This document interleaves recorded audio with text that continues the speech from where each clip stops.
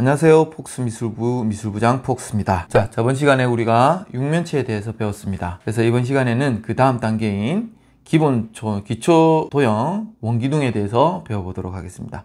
먼저 원기둥 그림을 보면 우리가 동그란 원에 기둥처럼 생겼다고 해서 기본적인 원기둥입니다.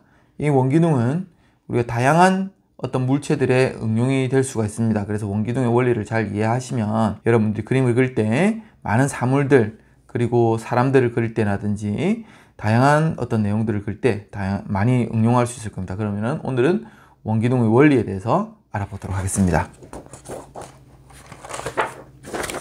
먼저 원기둥은 육면체를 깎아서 만들었다라고 생각을 하면 됩니다. 우리가 처음에 육면체를 이렇게 배웠습니다. 영상을 만들고 나서 선이 잘 안 보이신다고 하시는 분들이 많아서 설명할 때는 선을 조금 진하게 긋는 쪽으로 그렇게 잡도록 하겠습니다. 자, 원을 자를 때 이 안에 이런 원이 들어가게 되죠. 원이 들어가면서 지금 이 부분을 깎아내면 기본적인 원기둥이 만들어진다라고 생각하면 원기둥에 대한 접근이 간단하게 될 수가 있습니다. 자, 이렇게 하면 이 불필요한 부분들을 딱 깎아내고 남은 부분이 원기둥이 되는 것인데, 이 원기둥을 이제 이 동그라미를 어떻게 깎아내느냐 이런 부분들이 있겠죠. 차츰차츰 그걸 설명해 나가도록 하겠습니다. 이 부분을 깎아내는 거는 그냥 균일하게 깎아낸다고 먼저 생각을 하시고, 우리가 원기둥을 먼저 배우게 되면 시점이라는 부분이 있습니다. 그래서 그 시점에 대한 부분도 말씀드리고, 그 다음에 원기둥의 빛을 받았을 때 원기둥의 그림자라든지 이런 부분들이 어떻게 만들어지는지를 보도록 할게요. 자, 원기둥 들어가기 전에 제가 조금 어려운 얘기를 하겠습니다. 먼저 이 부분을 깎는 연습에서 우리가 어떻게 하면 잘 깎아 나갈 수 있을까라고 하는 부분이죠. 꼭 우리가 실질적으로 어떤 육면체를 깎을 필요는 없지만 그림을 그릴 때 깎아 나가려면 어떤 기준이 있겠죠. 기준이. 그러면 보통 원기둥의 기준을 보면 이렇게 선을 긋습니다. 자, 여기와 여기가 원기둥이 닿는 부분이겠죠. 자, 이 부분을 3분의 2로 나누어집니다. 자, 3등분을 해서 나눠주죠. 그리고 이 나누어진 부분을 이렇게 연결하면 이렇게 연결하고, 여기서도 이렇게 연결하고, 이렇게 연결을 하면 기본적인 원의 형태가 비슷하게 만들어집니다. 이를 부드럽게 그리면 동그라미라는 모양이 드러나게 되죠. 그래서 보통 이 육면체의 시점을 알면 원기둥의 이 동그라미를 그리고 나머지 시점을 맞추면 크게 어렵지 않게 그림을 그려 나갈 수가 있습니다. 자, 그럼 이 동그라미가 위에서 봤을 때는 이렇게 보이지만 이 육면체에서 봤을 때 어떻게 보이는지 한번 응용을 해 보도록 하겠습니다. 자, 육면체를 일단 그리도록 하겠습니다. 자, 이 육면체의 이 대각선 부분과 이 대각선, 그리고 지금 이렇게 만나는 부분, 이렇게 만나는 부분을 잡아줍니다. 그리고 4개의 점을 찍고요. 여기 대각선을 3분의 2, 3분의 2, 3분의 2, 3분의 2를 하게 되면 이 3분의 2 지점을 통과하는 이 선이 이 육면체 시점에 맞는 동그라미가 되겠죠. 그러면 이 옆에 붙어 있는 동그라미도 마찬가지입니다. 여기 있는 동그라미도 마찬가지겠죠. 자, 이게 사실 선을 그릴 때 이렇게 종이를 돌려가면서도 그래요. 그렇지만 제가 보기 좋은 각도로 하기 위해서 이렇게 그리다 보면 직선이 약간 좀 안 정확해질 때도 있는데 그는 조금 양해를 해서 보시면 될 겁니다. 자, 여기는 거리가 짧고 여기는 길게 나오죠. 그죠? 그렇기 때문에 항상 반지름이 똑같게 나오는 건 아닙니다. 자, 이 점 그대로 연결을 해 볼게요. 이렇게 연결하고 이 부분 연결해서 내려가죠. 네, 3분의 2 지점을 통과를 하고, 이렇게 통과를 했을 때 이 부분에 붙어져 있는 동그라미가 만들어집니다. 그러면 여기도 마찬가지겠죠. 이걸 좀 쉽게 그리는 방법들은 이 보통 육면체의 이 기울기를 본 다음에 이 기울기를 따라서 이렇게만 돌려만 주는 연습을 많이 하게 되면 자연스럽게 동그라미를 그릴 수가 있다는 겁니다. 그래서 이 육면체의 동그라미의 부분을 어떻게 돌려내느냐에 따라 가지고 원기둥의 방향과 모양이 결정이 납니다. 자, 그럼 원기둥의 형태를 보면 기본적인 3점 소실 안에 들어가는 거지만 이 부분은 곡선이기 때문에 이쪽으로 소실점은 눈에 보이지가 않아요. 하지만 밑으로 내려가는 3점 소실은 보이게 됩니다. 자, 그러면 여기에서 조금 더 응용을 해서 옆쪽에다가 하나를 더 그려볼게요. 자, 육면체에서 이 원기둥은 수직으로 바닥에 세워져 있는 육면체라면, 원기둥이라면 옆으로 뉘어져 있는 원기둥도 있을 겁니다. 그럼 보통 뉘어져 있는 원기둥을 그릴 때 오늘은 오른쪽에서 왼쪽으로 안 가고 왼쪽에서 오른쪽으로 진행을 하다 보니까 조금 가려지는 부분이 생길 수가 있어요. 그런데 따로 보시면 됩니다. 자, 지금 육면체를 그렸죠. 이러한 각도로 육면체가 바닥에 놓여 있다고 봤을 때 여기에 닿여지는 원기둥의 크기를 보시면 기울어져서 이렇게 기울어진 기울기를 보면서 이러한 형태로 원기둥이 만들어진다는 거죠. 자, 조금 진하게 꺼 보겠습니다. 자, 이렇게 바닥에 놓여져 있는 원기둥이 됐을 겁니다.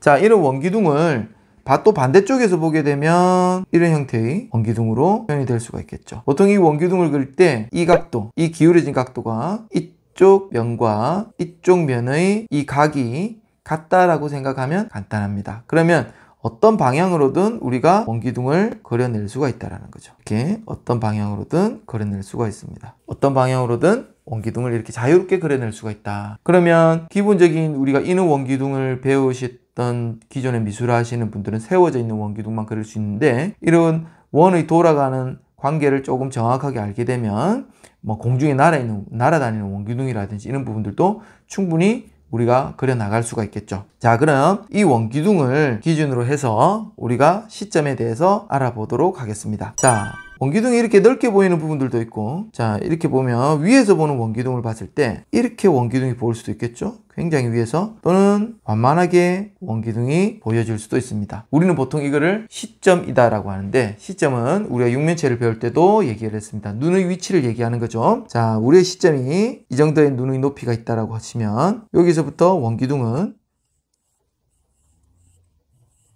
내려가면 내려갈수록 이 면의 양이 많이 보이게 됩니다. 그리고 반대쪽으로도 눈높이라면 여기 눈이 있겠죠? 그죠? 우리가 눈을 한번 그려놓고 봅시다. 이렇게 눈을 그려놓는 게 좋을 것 같아요. 동그랗게, 더 동그랗게. 대신 여기에 있는 원기둥은 이렇게 밑을 보고 있는 원기둥이라면 이쪽에 있는 원기둥은 위를 보고 있는 원기둥이겠죠. 우리가 눈으로 봤을 때 원기둥의 밑의 면들이 보여지게 되고 여기서는 원기둥의 위의 면들이 관찰되어서 보여지게 됩니다. 그래서 이 부분을 기본적으로 원기둥의 시점, 원기둥과 눈의 높이에 따라서 원기둥이 어떻게 보이는가를 결정짓는 거죠. 자, 이렇게 수직선상에서 보여지는 시점도 있겠지만 가로의 선상에서 보여지는 시점도 있습니다. 자, 우리가 바닥에 놓여진 원기둥을 그릴 때 조금 이러한 정도의 시점으로 보일 수도 있지만 원기둥이 조금 더 많이 돌아가게 되면 이렇게도 보일 수 있겠죠. 그리고 굉장히 수평적으로 원기둥이 놓이게 되면 이렇게 보여질 수도 있습니다. 이 면이 보여지는 양이 틀리게 되는 거죠. 이렇게 보여지는 면은 우리가 육면체로 해석을 한다면 오른쪽에 작게 하나 그리도록 하겠습니다. 육면체로 해석을 한다면 한쪽 면이 굉장히 얇게 보이고 반대쪽 면이 조금 많이 보이는 이러한 육면체에서 여기에 원기둥이 들어가 있듯이 보이게 될 경우 이런 식으로 보일 수가 있다는 거죠. 그래서 기본적으로 육면체를 어떻게 잘라주고 어떻게 깎아주느냐에 따라서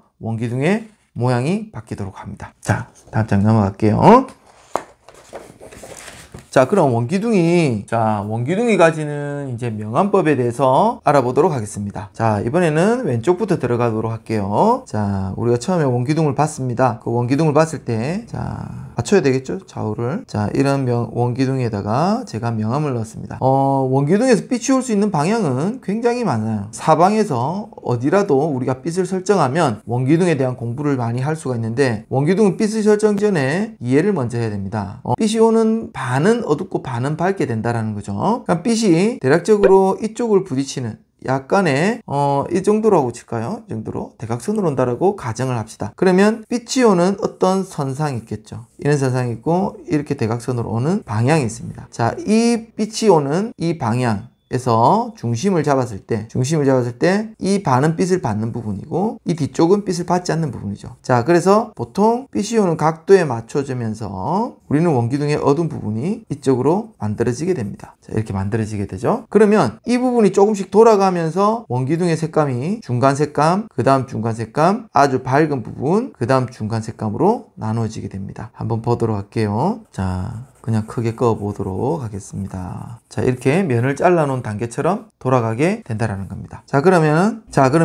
이 기울기를 토대로 해서 우리는 그림자가 안 보이는 부분에 원기둥을 그렸을 때 이 부분, 부딪히는 부분에서 그림자가 나오게 됩니다. 위에서 봤을 때의 모양을 한번 보도록 할게요. 자, 위에서 봤을 때 빛이 올 경우 원기둥의 그림자는 이렇게 그림자가 만들어진다라는 거죠. 이해가 되셨나요? 그래서 이 중심점을 어떻게 연결하느냐가 굉장히 중요한 부분입니다. 자, 그럼 이 부분은 뭘까요? 우리가 육면체를 배웠을 때 윗면이었죠. 자, 글씨도 잘 안 보이신다는 분들이 있어서 자막으로 넣을 거니까 자막으로 보시면 됩니다. 자, 윗면이 있겠죠. 윗면은 빛을 받아서 밝은 느낌이 납니다. 육면체의 윗면하고 똑같은 느낌이 나게 되는 거죠. 자, 여기 그림자도 조금 색칠을 해볼게요. 자, 그림자도 물체가 멀어지면 멀어질수록 조금씩 약해지고 있습니다. 자, 우리가 원기둥을 배우면서 그림자도 같이 배워볼 건데요. 자, 물체가 놓여져 있을 때 빛의 각도에 따라서 그림자의 길이가 만들어집니다. 자, 그림자의 길이가 빛의 각도와 물체의 높이에 따라서 그림자의 길이가 결정이 되는데, 만약에 똑같은 각도로 온다면 물체가 낮은 물체라면 그림자의 길이도 짧게 나오겠죠. 자, 그림자의 길이에 대한 부분들도 있지만 이 그림자가 있는 전반적인 범위에서 물체하고 가까운 쪽의 그림자는 조금 더 강하고 물체하고 멀어지면 멀어질수록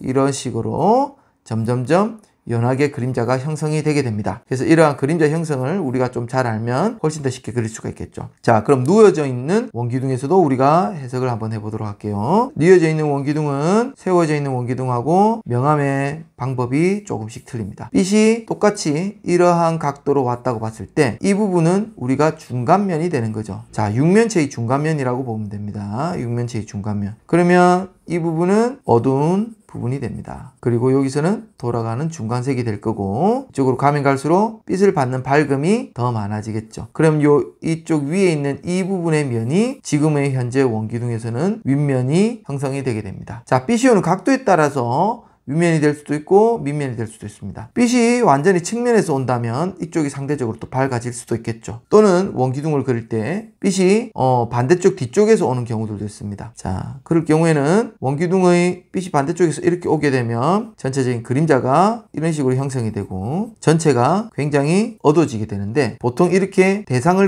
이 대상을 기준으로 뒤에서부터 오는 빛을 우리는 역광이라고 얘기를 합니다. 그래서 빛에는 앞에서 오는 정광, 그 다음에 옆에서 오는 측광, 그 다음에 뒤쪽에서 오는 역광이라고 빛의 구분을 짓게 됩니다. 자, 보통 역광의 부분에는 우리가 이렇게 직접적으로 뒤쪽에서 오는 빛도 있지만, 보통 정광의 반대편에서 오는 반사광이라는 부분들도 우리가 공부를 해놓으면 굉장히 그림을 풍부하게 만들어낼 수가 있죠. 그래서 반사광 같은 경우는 우리가 육면체 할 때도 배웠지만 가장 어두운 부분 뒤쪽에 살짝 밝아지는 부분, 또는 이렇게 빛이 와서 바닥에 부딪혀서 밝아지는 부분, 또는 이렇게 바닥에 부딪혀서 밝아지는 부분. 그래서 이는 중간톤에서는 위쪽보다는 밑이 약간 밝아지거나 이런 부분들을 반사광이라고 합니다. 실제로 나중에 색깔을 쓰게 되면 반사광은 단순한 밝음만 가지는 것이 아니라 주변의 색깔을 반사되어서 비치게도 하는 효과들을 만들어냅니다. 자, 그런 기본적인 이 원기둥의 형태를 가지고 다양한 원기둥의 모양들을 접근해 볼 수가 있어요. 우리가 보통 알고 있는